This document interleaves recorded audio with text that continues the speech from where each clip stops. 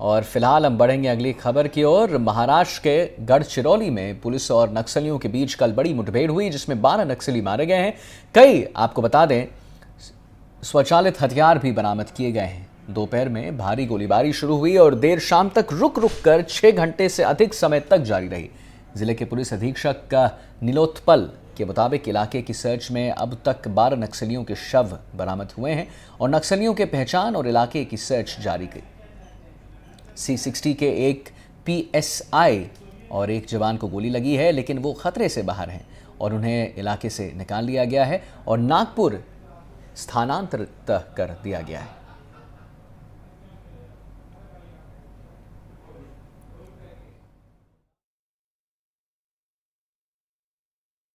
देखिए, ये जो एनकाउंटर हुआ है वो दिन भर चला है और चूँकि बारिश बहुत तेज़ थी और उस बारिश के मौसम में भी जंगल के रास्ते लगभग 5 से 6 नदियों को पार करते हुए जवान वहाँ तक पहुँचे थे।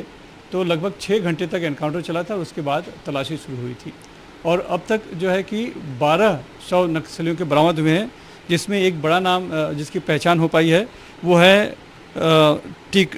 टीपगढ़ दलम का विशाल अत्रम, जो कि इंचार्ज है वो है। इनके पास से 7 ऑटोमेटिक राइफल्स बरामद हुई हैं, जिसमें कि 3 जो है AK-47 है, ऑटोमेटिक मशीन गन है। और दरअसल ये सूचना मिली थी सुबह 6 बजे के करीब।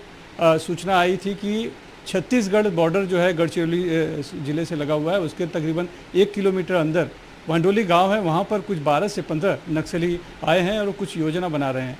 दरअसल आज का दिन बहुत अहम इसलिए भी था कि गढ़चिरौली ज़िले में ही सुरजागढ़ इस्पात के जो कारखाना है उसका भूमि पूजन होना था और ज़िले के पालक मंत्री और राज्य के गृह मंत्री देवेंद्र फडणवीस वहीं पर थे। इसी दिन जो सूचना मिली उसके बाद उस सूचना को वर्कआउट करते हुए 7 C60 कमांडो की जो टीम है, जिसमें कि 200 जवान थे, उन्हें रवाना किया गया था DYSP के नेतृत्व में।